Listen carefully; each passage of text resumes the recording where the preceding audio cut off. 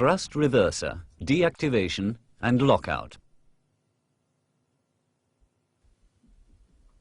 This procedure is carried out when a fault occurs on a thrust reverser which cannot be repaired for the next flight.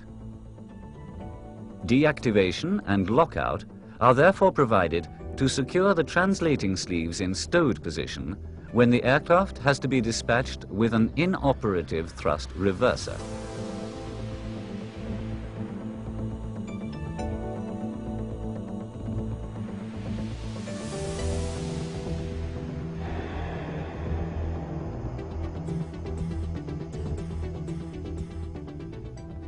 First, on the engine start panel, check that the master lever is at off position and install a warning notice stating not to start the engine.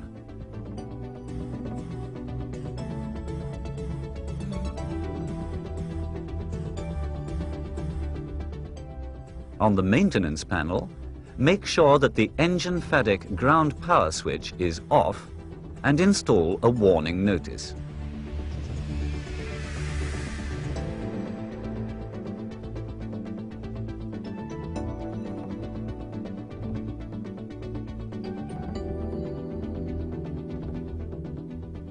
On the engine, open the left fan cowl door.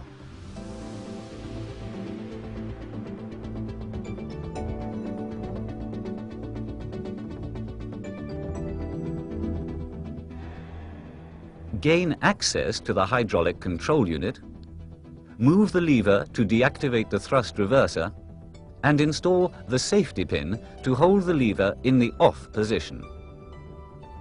Make certain that the translating sleeves are in the retracted position. Lock out each translating sleeve by using lock pins.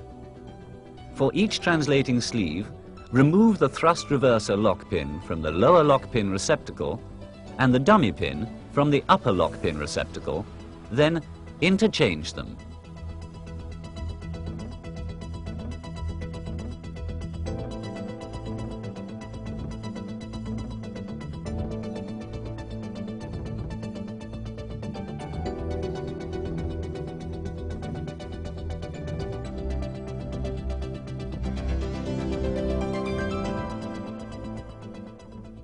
Note the red head of the lock pin, which extends above the surface of the sleeve to indicate the lockout.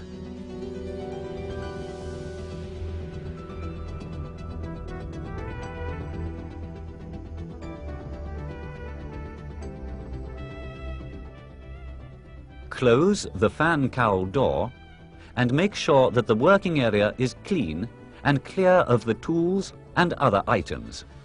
Finally, in the cockpit, remove the warning notices